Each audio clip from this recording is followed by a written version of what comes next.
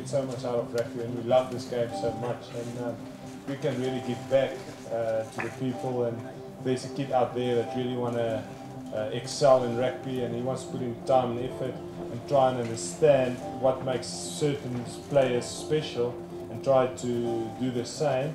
Then there's opportunity for him. We all love this game.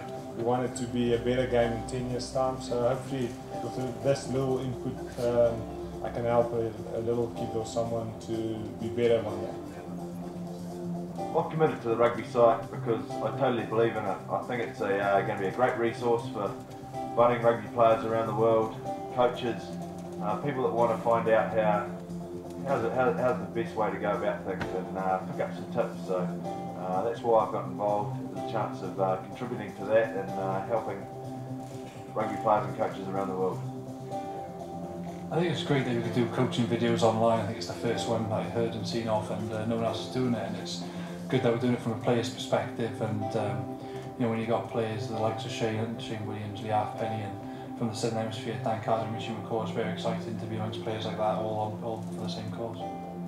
Really pleased to be part of the rugbysite.com. You know, I want to show my commitment to the site by sharing my knowledge. You know, I've been involved in professional rugby for a number of years now, and have experienced a lot of things, you know, through tough test matches, through a lot of training, from playing alongside some of the greatest players and against some of the greatest players, as well as being coached by some of the best. So here I am to share some of my knowledge and let you all into how I do things.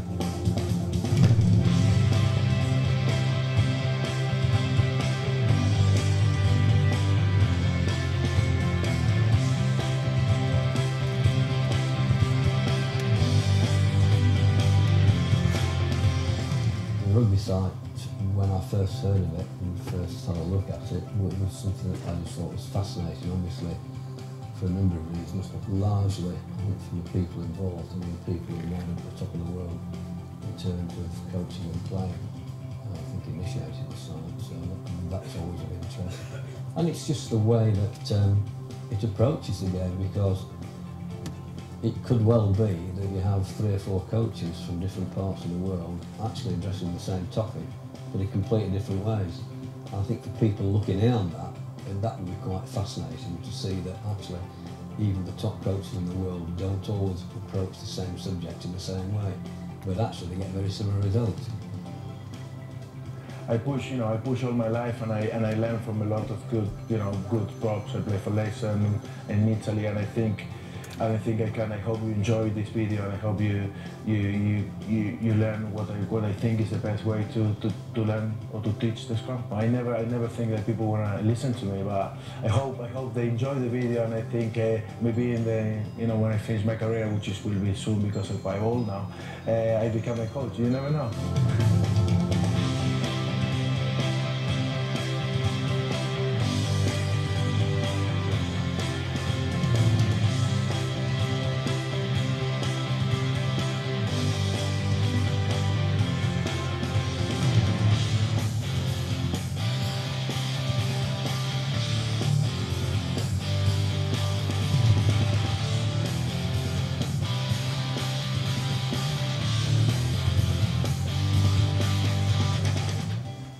As a coach, having coached NPC in New Zealand and Super 14 as it was then in New Zealand, going to Clermont and being in France and then going to Ireland, I think it definitely gives you a whole lot of flavours that you can meld together into your own particular pot.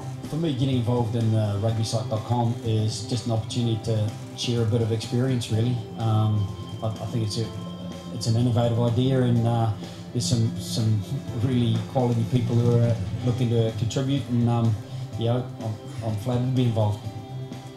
I think the rugby site is a really great initiative, and to be able to commit myself and be associated with the rugby site, it's a great privilege and honour for a player, because I think there's some top players and players who've been playing top provincial rugby and top international rugby and the coaches even won a World Cup and won numerous titles, and just to be associated with this, it's a great honour, and to help and grow the game of rugby is for me the biggest thing. the rugby site's a perfect opportunity for me really to give back to people, you know, what I've learned over the years. And like I say, it's some of it is self-taught, some of it is, you know, from coaches handed down over the years, and like I say, it might not be 100% right, but it's what I believe in. I've been in both eras of an amateur player who lived for the game, worked at the same time, but hugely passionate about the game. I played it because I loved it. Then I moved into a professional era where I got paid for doing what I loved. The challenge at my end, obviously now, is to keep loving what you're doing, because you're doing what you love. But that's not hard for me. I'm as passionate today and as excited today as I've ever been about the game. I'll go and watch my club play if I've got a Saturday off, for example at home. Trish, my wife, will go in the garden and I'll go down and watch Belfast play club rugby because that's what I love. I'll never get tired of the game. For the last 8 years I've been the All Blacks scrum coach and New Zealand resource coach. This year I take over as the All Blacks forward coach. So today we're going to have a look at scrummaging. At the end of today, it's not how much I taught you, it's how much you have learned. So when I walk away, you guys are self-sufficient. That is the modern day player. I've been coaching this rugby game for 37 years. A lot of people think I'm crazy, and they may be right. I think you need a touch of madness, a touch of the extreme to be there and going for it.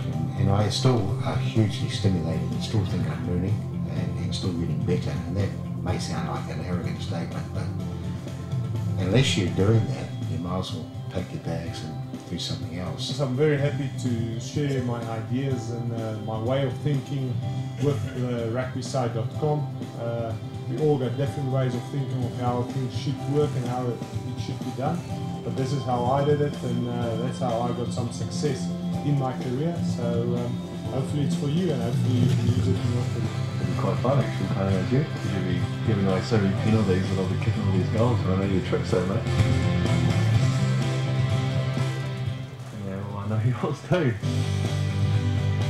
Probably pretty lucky, mate. I'm pretty lucky I haven't played against you. Wouldn't mind checking out a couple of your modules though. Not the flashes at the breakdown, so you might be able to teach me a thing or two. Taught you what I know. Hey? The old one goes over. I'm going to drop kick one day. I hope so. Yeah, not barely a drop kick, I'll give you that. Thanks.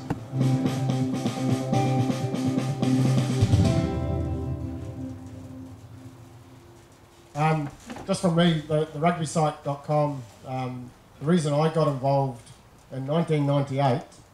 La razón por la cual se involucró en este rugbysite.com en el 98. I was coaching the Crusaders. Coachando los Crusaders. We won the championship, and I had to take the coaching forum for all the Super Rugby coaches at the end of the year. Se ganaron el torneo y tuvieron que hacer como un fórum y conducir un fórum entre los coaches del Super Rugby de ese año. And so what I decided to do was tell them everything that Crusaders had done, everything that we had in a game plan and everything we had done. Dice que lo que decidieron en ese momento fue contarles a todos todo lo que habían hecho con los Crusaders ese año. Abrirse y contar todo. And the reason I did that was when I walked out the door.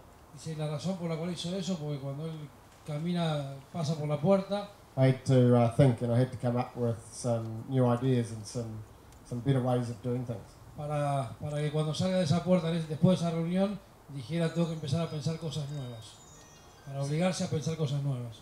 And also every time you share one idea, you get 5 back.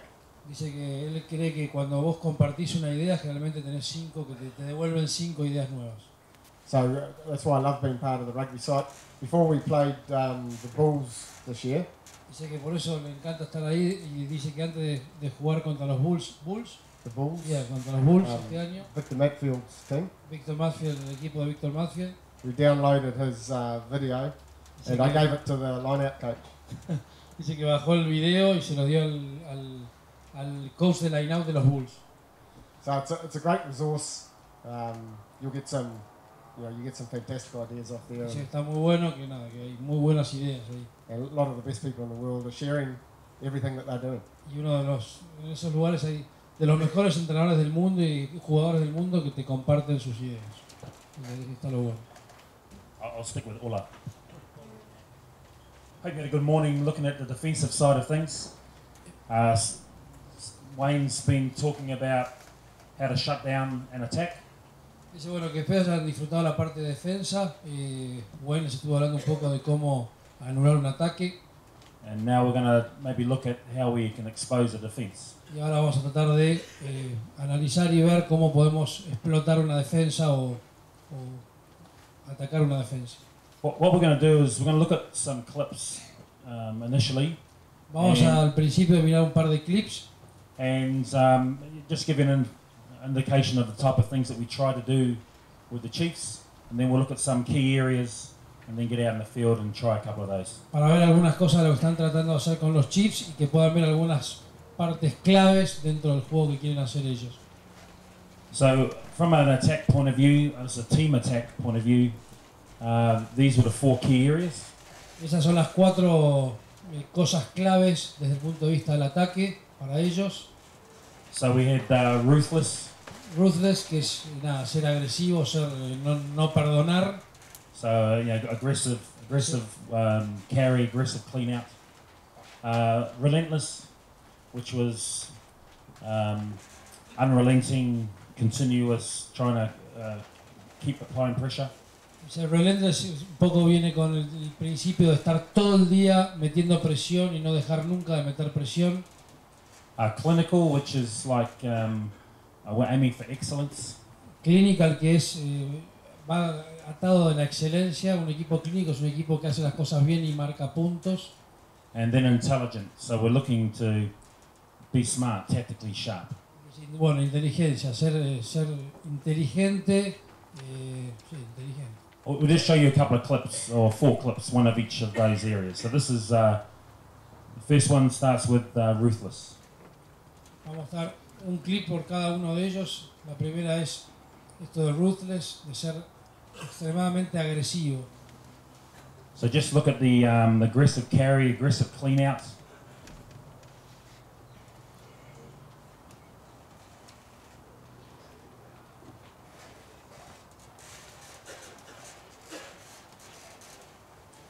Next one is relentless. El próximo. So this is just wave after wave of attack. Continuidad. Ir. La cantidad de fases que hacen.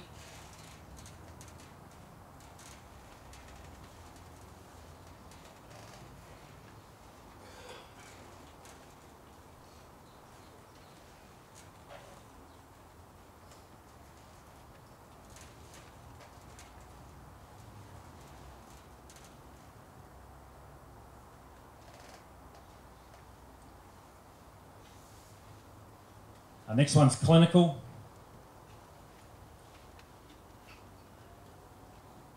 So very simple, just a tip on and good finish. Bien simple. Buen try, muy simple. Couple of happy coaches. Coaches estaban contentos. And the last one, intelligent. So this is quite a long clip, but as far as a kick receipt goes, we did everything pretty well from here. Bueno, este es un clip bastante largo, pero habla un poco de la inteligencia desde el kick, ¿no?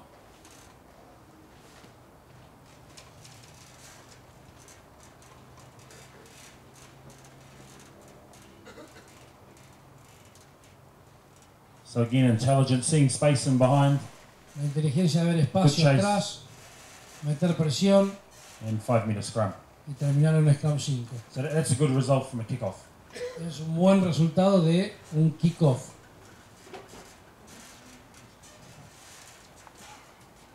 So the things we're going to talk about or have a look at, guys, is our strike attack. So we're not going to talk about scrummaging or line out or even kickoff, but it's about the team attack from that set piece. So strike attack. Dice, no van a hablar mucho de las formaciones fijas en sí, sino de lo que hacemos desde esas formaciones fijas, el movimiento para generar el ataque. We'll do look at shaping the defense. So various setups with the ball in hand or kicking to shape the defense. Dice que habla un poco de manosear un poco la defensa, de ver si Por momentos uno puede patear o no patear para ver cómo se paran ellos. We'll have a focus on the first two collisions. So first two collisions being the first two phases after the set piece. Dice que le ponen mucho foco a las primeras dos zonas de contacto. Carrying clean out. El tema de los que llevan la pelota y cómo limpiar a ese que lleva la pelota. We'll talk a little bit about Chiefs structures and decision making. Vamos a hablar un poco de la estructura de juego de los Chiefs y el tema de toma de decisiones. And then about attacking mindset. Y después esa predisposición mental o el estado de ánimo, como lo quieran llamar, de ataque que tienen los Chiefs. Carvalho, and it was Masanga brought in as first receiver from the right wing, and it's opened up for Carvalho.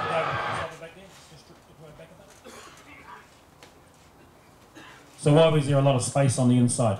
Why? Yeah, so go back to the scrum.